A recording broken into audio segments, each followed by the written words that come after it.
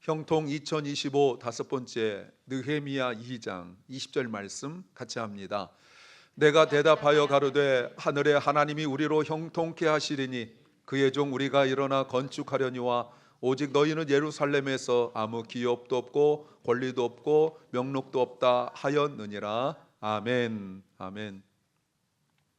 우리가 형통이란 주제를 가지고 이제 다섯 번째 오면서 적어도 우리가 정리된 것이 무엇이냐면 형통에 대한 의미라고 생각합니다. 그래서 형통이라는 것이 단순히 내가 성공한다, 내가 원하는 거 얻는다, 또 내가 갖고 싶은 것들을 마음껏 갖는다 정도가 아니란 것 이제는 많이 아셨을 거라고 생각을 합니다. 맞습니까? 맞습니까? 예, 아멘. 오늘 처음 듣는 분도 아멘 하는데 지금 계속 들었던 분들이 아멘 안 한다는 것은 이상하지 않아요? 그래서 제가 이렇게 지금까지 네 번의 형통의 설교를 해오면서 한번 정리를 해보았어요. 형통이 무엇이냐?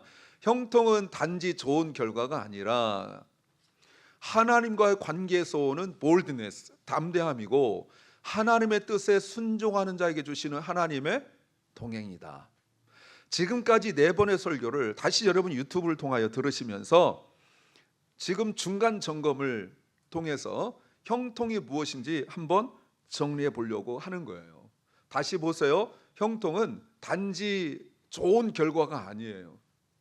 내가 원하는 아웃컴이 아니라 이 말입니다. 그것은 하나님과 관계에서 relationship with God, 하나님과의 옳은 관계에서, 그죠? right relationship, 옳은 관계에서 오는 것이고요. 그때 오는 담대함이고, 또 하나님의 뜻에 순종하는 자에게 주시는 하나님의 동행이다라고 말씀드릴 수 있어요.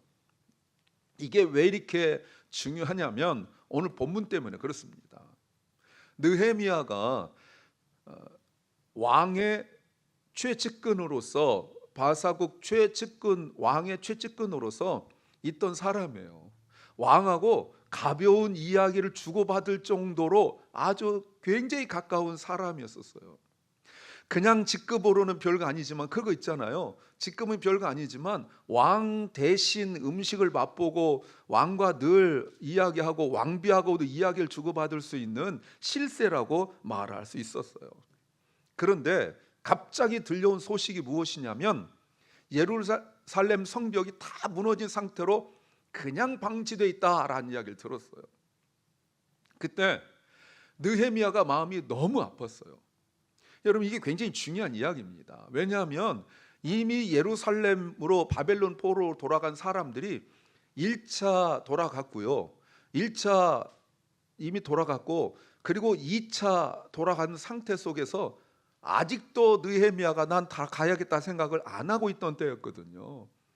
근데 예루살렘 성벽이 다 무너지고 불타 있다라는 소식을 듣고 자신이 인생 편하게 즐길 수 있는 그 높은 지위, 사람들이 볼 때 세상적으로 출세한 그 지위, 더군다나 포로로 잡혀간 사람이 그 자리까지 가는 동안, 여러분, 이거는 어떤 하나님의 특별한 역사, 다니엘처럼 하나님의 특별한 역사 있었던 것이 아니기 때문에 이거는 뭐 온갖 노력과 수고와 그리고 관계 뭐 이런 걸 통하여 높은 지위까지 갈 수 있었는데 그걸 다 내려놓고 예루살렘으로 돌아옵니다. 잘한 것일까요? 제가 신학교를 갈 때만 하더라도 저는 느헤미야처럼 높은 지위에 있던 사람도 아니고 많이 가진 사람도 아니었는데 제가 신학교 간다고 할 때 다들 걱정했어요. 저 집안 분들도 마찬가지고 제 주변 아는 사람들도 다 걱정했어요. 어떻게 하려고 그러냐 그랬어요. 그런데 나하고 비교할 수도 없는 느헤미야가 그 모든 것들을 다 내려놓고 예루살렘에 딱 왔을 때 기다리는 건 세 가지였었어요. 첫째, 너무나 열악한 환경이었어요. 성벽은 다 무너져 있고 짐승들밖에 살지 않는 그 성전터, 사람들은 자기보다 먼저 1차, 2차 때 학계 선자를 비롯하여 1차 에스라와 그리고 2차 돌아왔음에도 불구하고 전혀 성전은 제대로 지어지지도 않고 성벽은 무너진 채로 있는 그 아주 열악한 환경 가운데 그냥 방치되어 있는 상황 속에서 다들 먹고 사느라 그것에만 정신 쏟고 뭐 하나님의 일 이런 것들은 전혀 신경 쓰지 않는 그런 상황이었었어요. 또 하나 두 번째가 뭐냐면 도비아와 산발랏을 비롯하여서 주변에서 느헤미야가 오는 것에 대하여 그렇게 썩 반가워하지 않는 주변의 반대 때문에 그랬어요. 산발랏과 도비아는 느헤미야가 오기 전에 예루살렘 주변을 지배하던 사람들입니다. 그런데 또 문제가 뭐냐면 낙심한 사람들이에요. 신앙 따라 예루살렘 와가지고 그들은 예루살렘에 오면 돌아오기만 하면 모든 것들이 착착착착 마음먹은 대로 다 되고, 바벨론에서 고생하며 살았으니까 예루살렘에 오면 하나님께서 큰 축복 주고, 축복이란 건 물질적 축복을 말하는 겁니다. 축복 주고 뭐 모든 것들이 만사형통 될 줄 착각했어요. 반석에서 샘물 터져 나오고 하늘에서 비 쫙 내리고 주변 사람들이 내가 뭐 할게 막 도와주고 그럴 줄 알았는데 그런 사람들 아무도 없었어요. 열악한 환경, 낙심한 사람들, 그리고 반대하는 주변의 아주 권력자들, 이런 사람들밖에 없었어요. 이러면 어떡할까요? 후회하죠. 괜히 왔네. 그때 약간 찜찜했는데 뭐 이런 생각할 수 있잖아요. 그런데 사실은 느헤미야의 관심은 무너진 성벽과 열악한 환경도 아니었고, 그리고 먼저 돌아온 낙심한 사람들도 아니었었어요. 그 예루살렘 주변에서 권력을 쥐고 예루살렘 사람들에게 영향을 끼치고 있는 반대하는 사람들이었어요. 그래서 오늘 여러분이 우리가 2장을 보고 있지만 적어도 2장만 찬찬히 읽어보면 왜 이 사람들이 느헤미야를 반대하는지 알 수가 있어요. 처음에 느헤미야가 왔을 때 그 뒤에도 계속 나오지만 이들이 계속 느헤미야에 대해서 무슨 말 하냐면, 네가 무엇을 할 수 있는데, 돈도 없지, 주변 사람들 돕지도 않지, 세상 일 그렇게 혼자 하는 거 아니야 라는 그 말을 계속했고, 또 주변 사람들에게 그동안 영향을 끼쳤기 때문에 주변 사람들에게 말하기를 아마 저거 무슨 속셈이 있을 거야 라는 말을 계속하니까 그나마 느헤미야를 도우려 했던 사람들도 돕지 않고 있었어요. 그런데 그렇게 막 떠드는데 성경은, 여러분 성경 잘 읽으면 정말 재밌는데 그들의 속마음을 비춰줘요. 자, 오늘 10절 말씀에 호론 사람 산발랏과 그의 부하 암몬 사람 도비아가 이스라엘 자손을 번영케 하는 사람, 이게 누구죠? 느헤미야예요. 소식을 듣고 그 다음 보세요. 뭐라고요? 몹시, 이 몹시란 말은 크게, 이런 뜻을 가지고 있어요. 크게 근심했다라고 말하고 있어요. 영어로는 very much disturbed라고 나왔죠. disturb 하고 있는 거예요. 막 너무 힘든 거예요. 자기들이 가진 것으로 정치적으로, 경제적으로 자기들이 가지고 있던 어떤 그 세상적 지위, 이런 것들을 빼앗길 것 같았어요. 그 한 사람 때문에 자기 모든 것이 다 빼앗길 것 같았어요. 보세요. 느헤미야인데 이스라엘 자손을 번영케 하려는 사람, 이스라엘 자손을 형통케 할 사람 왔다는 말 듣고 협력하지 않고 몹시 근심했다고 말하고 있어요. 무슨 말인지 아시겠죠? 만약에 느헤미야가 와서 성벽을 건축하면 사람들이 다 예루살렘을 옮겨갈 겁니다.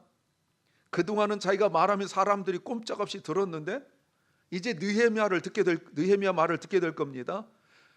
그 걱정하고 있어요. 여러분이 걱정하고 두려워하는 사람들이 걱정하지 않는 척, 두려워하지 않는 척 하려고 느헤미야에 대하여 막 비난하고 다니는 거예요. 여러분, 이런 사람들 하는 행동을 잘 보세요.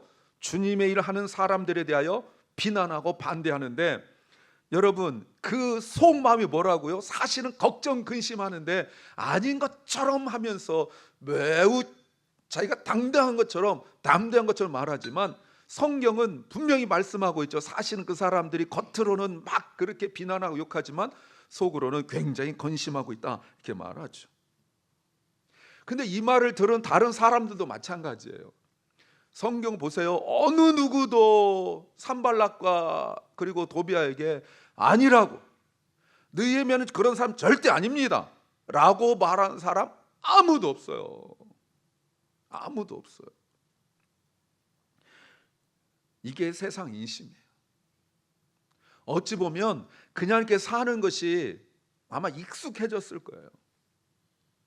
갑자기 세상적으로 출세한, 물론 동족 유대 민족이긴 하지만 출세한 사람이 예루살렘에 오더니 요즘처럼 뉴스 이런 거 있을 때도 아닌데 딱 나타나가지고 뭐라고 말하냐면 우리 이렇게 살면 안 됩니다. 우리가 예루살렘 성벽을 건축하고 다시 건축하고 그리고 하나님을 위하여 살아봅시다 라고 말했을 때 사람들이 여러분 어쩌면 더 불편할 수도 있었을 거예요. 왜? 괜히 기대했다가 나중에 실망하면 어떡하지? 여러분 기대가 큰 만큼 실망도 크다 뭐 이런 얘기 있잖아요. 아니면 사람들이 지금 산발락과 도비아가 말한 것처럼 어쩌면 어떤 정치적인 술수가 있어서 그런 거 아닌가? 뭐 이렇게 생각할 수도 있죠. 그러면 괜히 희망 고문이라고 해서 뭔가 잘 될 거야 잘 될 거야 했는데 갑자기 느헤미야가 싹 사라지고 나면 우리는 어떡하지? 뭐 이런 생각이 들 수도 있는 거죠. 그래서 꼼짝도 안 하고 있는 거예요. 오래 무너져 있는 그 성벽처럼 그들의 삶도 다 무너져 버리고 말았어요.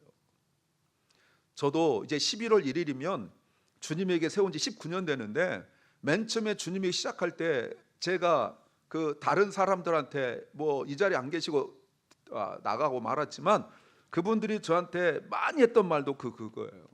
이렇게 막 제자 훈련하고 이렇게 막 뭐 하고 이러다가 목사님 뭐 다른 교회에서 데리고 가면 우린 뭐가 됩니까? 해놓고 나는 아직도 이 자리에 있는데 19년째 매일 이 자리에 있는데 뭐 다 다른 데로 갔죠. 이런 상황에서 느헤미야는요 낙심하지 않았어요. 분노하지도 않았어요. 산발락과 도비아하고 협상하거나 또는 논리적으로 설득하지도 않았어요.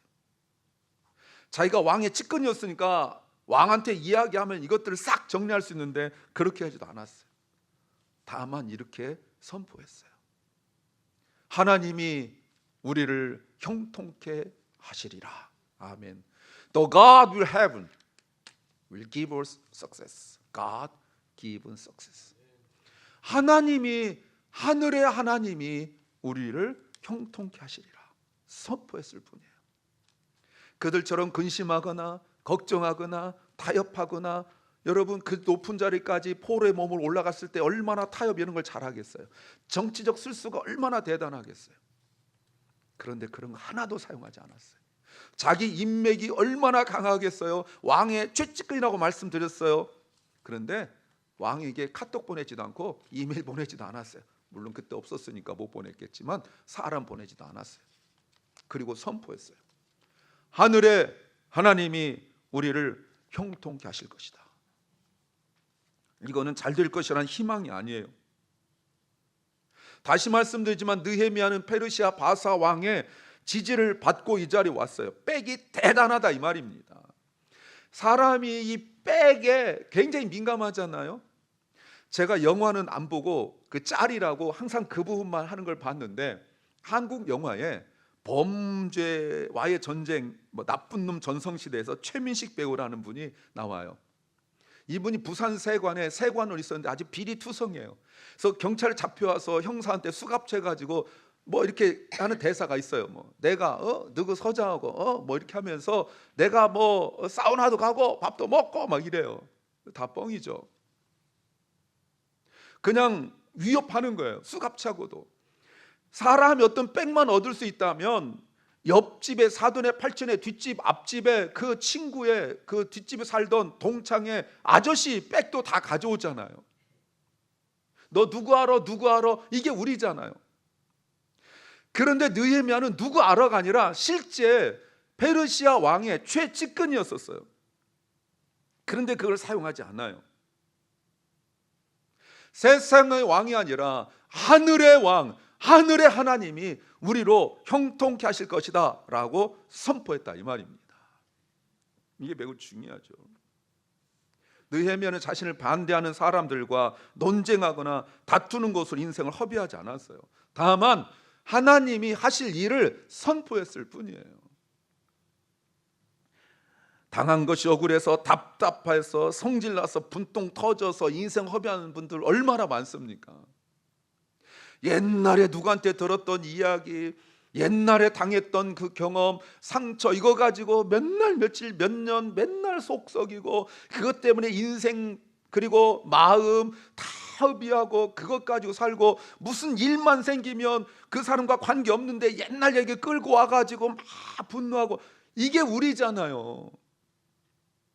뒤에서 말한 것 듣고 속상하고 뭐 앞에서 눈을 긴 것 가지고 속상하고 그러는데 느헤미야는 그 앞에서 또 사람들을 통하여 막 중동질할 때 그거 일일이 대항하지 않고 하늘의 하나님이 우리를 형통케 하실 것이다. 괄을고 가로닫고 너 내가 얼마나 빽있는 줄 알아? 이런 얘기하지 않았어요. 그 하나님이 누구예요? 우리를 형통케 하실 분. 그 하나님 누구예요? 느헤미야를 통하여 이 일을 하실 분. 그 하나님 누구예요? 느헤미야에게 일을 맡기신 분이에요.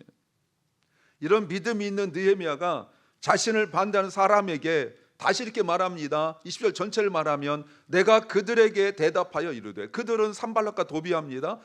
그리고 느헤미야를 비난하고 욕하고 수군대고 사람 충동질하여 일 갖지 못하게 하고 하는 사람에게 하늘의 하나님 우리를 형통케 하시리니 그의 종들인 우리가 일어나 건축하려니와 오직 너희는 예루살렘에 아무 기억도 없고 권리도 없고 기억되는 바도 없다라고 선포했어요. 무슨 말이에요? 너희는 구원받은 백성이 아니다. 너희는 하나님께 예배드릴 권리도 자격도 없다. 그러나 우리는 하나님께서 맡기신 일에 순종하기 때문에 하나님이 형통케 하실 것이다 라고 믿음으로 고백하고 선포했다라는 겁니다. 그렇다면 이렇게 말할 수 있죠. 형통은 환경의 조건이 아니라 사람들의 반응도 아니라 하나님에 대한 신뢰에서 시작한다. 아멘. 상대방의 태도에 따라 내 마음이 반응을 보이거나 상대방의 그 말투나 표정에 따라 내 감정, 내 인생이 망가지지 않았다는 거예요.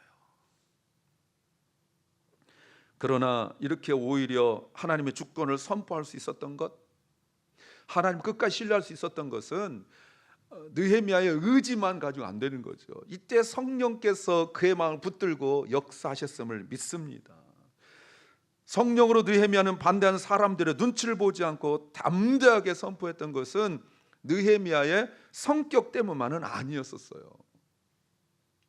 문제는 우리가 이런 형통의 선포를 하지 못한다는 것이 우리 문제입니다.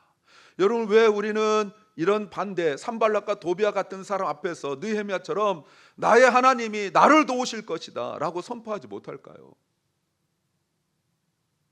사람을 더 눈치 보기 때문에, 환경을 의지하기 때문에, 다른 사람의 시선과 도움을 의식하기 때문에, 우리 경험과 어떤 데이터를 근거로 판단하기 때문에, 그래서 자꾸 더 쉽게 의지할 수 있는 것, 더 가까이 있는 사람을 자꾸 의지하려고 하기 때문에 우리는 믿음으로 선포하지 못해요. 더구나 우리 시대에 내러티브는 이렇게 말합니다. 확신은 결과 후에 오는 것이다. 만약에 느헤미야가 하늘의 하나님이 우리를 도우실 것이다, 하늘의 하나님 우리를 형통케 하실 것이다 라고 말하면 옆에서 아멘을 못해요. 왜? 근거를 대보라는 거예요. 네가 그렇게 확신하는 근거를 대봐라. 우리는 자꾸 옆에서 그렇게 깐죽거리고, 물론 말로는 충고한다 이렇게 말하지만 자꾸 뭔가 근거를 가져와 봐라. 너 그렇게 해본 적 없지 않느냐 라고 하면서 가까이 있는 사람 오히려 더 적군이라니까요. 말이라도 그렇게 마음 먹었느냐, 기도해 줄게, 내가 조금이라도 도와줄게, 이렇게 말해야지. 옆에서 자꾸 자기가 잘 안다고 더 힘들게 하고 네가 해본 적이 없지 않느냐? 근거를 가져와봐. 결과 이런 거 해본 적 없지? 뭐 이렇게 자꾸 이야기를 하고 있는 거 아니겠어요? 느헤미야는 사실 아무것도 아직 시작한 적이 없어요. 이제 도착해서 밤에 그냥 성벽 주변을 성전 쪽을 한 바퀴 쭉 돌았을 뿐이에요. 그런데도 믿음으로 하나님께서 형통케 하실 것이라고 선포했습니다. 우리는 결과를 알고 있습니다. 산발락과 도비아의 말대로 이루어졌나요? 아니면 느헤미야의 선포대로 이루어졌나요? 느헤미야의 선포대로 이루어진 거예요. 왜요? 믿음에서 나왔기 때문에 그렇습니다. 그러면 묻습니다. 느헤미야가 원래 이런 사람인가? 느헤미야가 어떤 일이 있으면 믿음으로 선포하던 사람인가? 아니에요. 느헤미야가 세상에서 출세한 사람이기 때문에, 세상적으로 뭔가 이룬 사람이기 때문에 그런가? 예전에 제가 알던 사람이 은퇴했지만 한국에서 대기업 회장하는 분이 있었습니다. 은퇴하고 그저 LA에서 계시던 분. 그분이 뭔만 하면 주변 사람들이 이렇게 말했어요. 야, 역시 대기업 하신 분이라 말한 것도 달라. 아, 저분 대기업 하신 분이라 뭐 하는 것도 달라. 막 이랬어요. 예. 그 느헤미야는 세상적으로 어마어마하게 출세한 사람이기 때문에 산발락과 도비아 정도는 세상적 지위로 비교할 수 없는 그런 위치이기 때문에 그렇게 말한 거냐 이 말입니다. 아니에요. 성경을 이렇게 말씀하고 있지 않습니다. 1장 4절 말씀에 내가 느헤미야예요. 이 말을 듣고, 이 말은 뭐냐면 성벽이 무너졌고 불탔다는 말을 듣고 그대로 놔둔 채로 됐다는 말을 듣고, 그 다음에요, 앉아서 울며, 울었다는 말은 슬피 계속 울었단 말이에요. 며칠 동안 슬퍼하고 하늘의 하나님 앞에서 금식하며 기도했다. 앞에서 느헤미야가 보여줬던 행동은 이것밖에 없어요. 어떻게 느헤미야가 그렇게 산발락과 도비아하고 협력하고 손 내밀어서 같이 하자 설득하거나 낙심한 사람들에게 뭘 하지 않을 수 있었던 것은 이미 기도했기 때문에 그래요. 기도도 그냥 기도가 아니라 울며 금식하며 기도했기 때문에 그런 거예요. 이 기도가 있었기 때문에 담대하게 믿음으로 선포할 수 있었던 거라고 말할 수 있어요. 그래서 느헤미야가 왕 가까이에서 더 출세할 수 있었음에도 불구하고 이미 1차, 2차 예루살렘 돌아갔다는 말 듣고도 꿈쩍 않던 사람이 이렇게 기도하였을 때 그 반대하는 사람들, 낙심한 사람들 앞에서 믿음으로 담대하게 선포할 수 있었던 거라고 우리는 믿습니다. 이 말의 의미가 뭐죠? 너희 도움이 없어도 나는 이 일을 할 수 있어. 왜? 하나님이 시작하셨으니 하나님이 이루실 것이다. 믿으십니까? 하나님이 시작하셨으면 하나님이 이루실 거라는 거예요. 거기에 우리는 도구로 쓰임 받는 거죠. 그런데 왜 우리는 이런 하나님의 형통을 선포하지 못합니까? 예, 이런 눈물의 금식 기도가 없었기 때문에 그래요.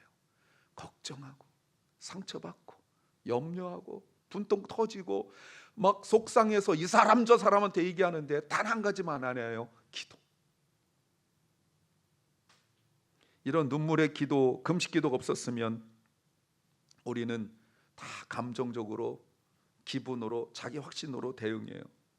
아니면 나의 백으로, 나의 지위로 해결하려고 하죠. 상대방의 태도에 우리의 마음과 행동이 결정되지 않아야 합니다. 그러려면 눈물의 기도가 있어야 돼요. 이런 기도가 없으면 상대방의 강함이 움츠러들고 만만해 보이면 함부로 해요. 그래서 이런 기도가 없고 이런 기도에 실패하니까 그러면 할 수 있는 것도 못하고 해야 될 일도 하지 못해요. 사랑하는 여러분, 하나님 앞에서 울지 않으면 사람 앞에서 떨 수밖에 없습니다. 그러나 이렇게 기도한 느헤미야는 하나님 앞에서 준비된 사람이고 성령으로 도우심을 받아 담대하게 하나님의 형통을 선포했어요. 그래서 이렇게 정리할 수 있죠. 형통은 외적인 조건이 아니라 내면의 태도이다. Inner attitude. 그 마음에 주님으로 채워져 있고 성령으로 충만하기 때문에 누가 무슨 말 하더라도 데미지를 입지 않아요. 형통은 좋은 결과를 보장하는 말이 아닙니다. 형통은 하나님과 함께 걸어가겠다는 내면의 태도는 내면의 결단을 말하는 거예요. An inner decision for God. 우리 신앙의 애티튜드를 말하는 거예요. 사실 느헤미야는 아까 말씀드렸죠. 아직 성벽을 짓지도 않았고 어떻게 할 건지 아직 계획도 세우지 않았어요. 아무것도 한 것이 없어요. 그러나 느헤미야는 무너진 성벽 앞에서 야, 안 되겠다, 포기한다든지 아니면 앉아가지고 종이 꺼내서 계산기 가지고 얼마 들 것인가 계산하지 않았어요. 믿음으로 선포했어요. 결국 이 믿음의 선포대로 이루어진 줄로 믿습니다. 그랬을 때 이런 느헤미야를 붙들고 있던 하나님의 손, 하나님의 은혜, 하나님의 능력, 성령이 느헤미야로 하여금 산발락과 도비아가 얼마나 지속적으로 반대를 하는지 여러분, 그런데도 낙심하지 않아요. 왕한테 근거 없는 음해 문서 투서를 보내가지고 느헤미야가 사실 여기 와가지고 뭔가 새롭게 만들어서 왕을 반란하고 왕에 대하여 나쁜 짓 한다 이런 편지를 썼는데 왕이 놀래가지고 야, 느헤미야 오라고 그래 해서 여러분, 느헤미야가 다시 왕한테 갔다 오잖아요. 그 사이에 신앙은 다 무너져 버리고 맙니다. 그 사이에 느헤미야 있을 때 드렸던 11조도 안 드리고 그 사이에 완전히 무너졌을 때 나타난 게 말라기예요. 여러분, 성령께서 우리의 판단을 넘어서 하나님의 뜻을 깨닫고 두려움과 혼란을 이길 수 있는 담대함을 주실 줄로 믿습니다. 성령은 눈에 보이는 것, 손에 쥔 것 때문이 아니라 말씀 때문에 믿음으로 하나님 형통을 우리로 하여금 선포하게 하실 거예요. 그러려면 우리가 금식하며 눈물로 기도해야 합니다. 그래서 아까 말씀드린 것처럼 하나님 앞에서 울 수 있다면 사람 앞에서 담대할 수 있습니다. 우리 사랑하는 예수 그리스도께서는 가장 무기력한 환경 속에서 조건에 빠진 적이 있었어요.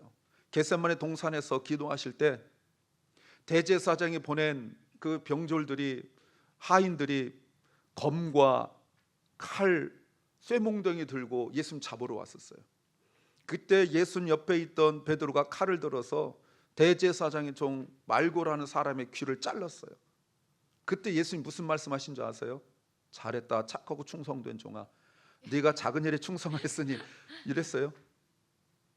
예수님이 하더니 제자들한테 야, 가서 돌멩이 집어 이랬습니까?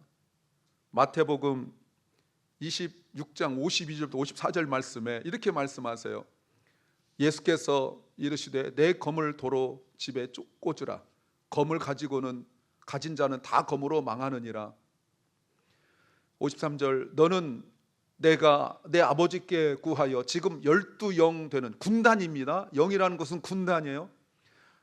12영 더 되는 천사들 보내시게 할 수 없는 줄 아느냐? 내가 아버지 구하면 이거 못할 줄 아느냐? 그러나 54절 그러나 내가 만일 그렇게 하면 내가 가진 내가 가진 능력을 사용하면 어떻게 이런 일이 있으리라고 한 성경이 이루어지겠느냐?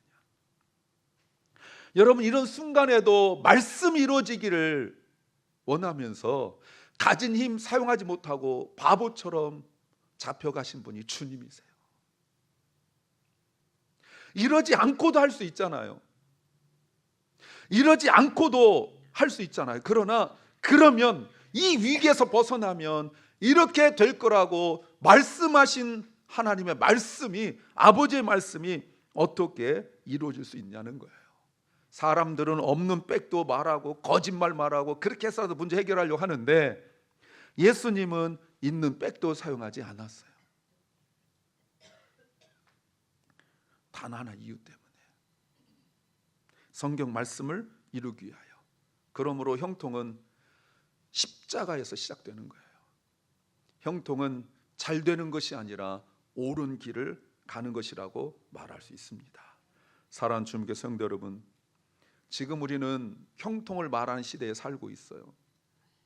그러나 기도하지 않는 형통, 사람을 두려워하는 형통, 내가 원하는 걸 이루는 형통은 하나님께 합당하지 않습니다.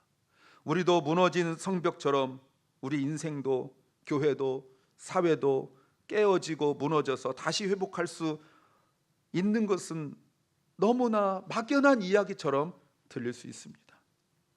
그러나 다시 오실 예수 그리스도를 기다린 우리는 형통을 다르게 정리할 수 있어야 돼요.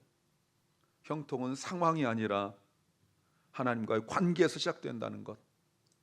형통은 외적인 성공이 아니라 내면의 믿음의 담대함이라는 것. 형통은 전략이 아니라 성령의 인도하심이라는 것 믿으시기 바랍니다. 그러면 우리가 성령으로 세운 믿음의 성벽은 다시 무너지지 않고 하나님의 백성으로서 온전한 평안과 안전을 누리게 될 줄로 믿습니다. 그러므로 우리는 그 문제와 상황을 분석하기 전에 사람들의 반응에 태도에 어떻게 반응을 보일 것인가 먼저 그것을 연구하기 전에 하나님 앞에 눈물로 엎드려야 됩니다. 이 눈물로 엎드리는 기간이 길수록 눈물로 엎드려서 하나님과 관계가 깊어질수록 우리는 더욱더 담대한 은혜를 누리게 될 줄로 믿습니다. 내가 결과가 어떻게 될 것인가에 대한 염려보다 하나님의 약속을 붙들어야 됩니다. 우리는 두려움보다 형통을 선택하시고 사람들의 반응이 아니라 담대하게 믿음으로 하나님 형통을 선포하시면 하나님께서 들으시고 그 선포대로 이루어 주실 줄로 믿습니다. 그래서 주님은 우리가 단순히 성벽을 건축한 걸 넘어서서 우리가 하나님 나라를 건축하고 다시 오실 하나님의 나라를 이루기 위하여 우리가 준비하는 것을 보시고 주님이 필요한 것들을 채우시고 공급하여 주실 줄로 믿습니다. 형통이 단순히 눈앞에 있는 성벽 하나 건축하고 사람들과 분위기 좋게 맞맞추는 것이 아니라 종말의 약속을 바라보는 거예요. 내가 너희를 위하여 할 일이 있다.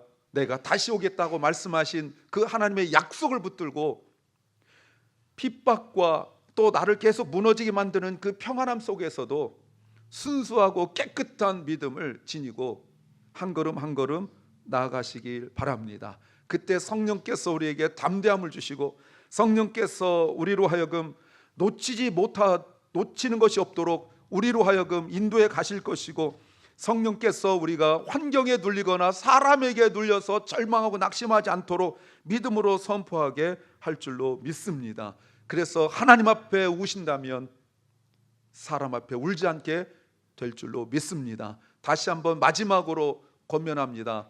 같이 한번 하겠습니다. 하나님 앞에 와서 울라.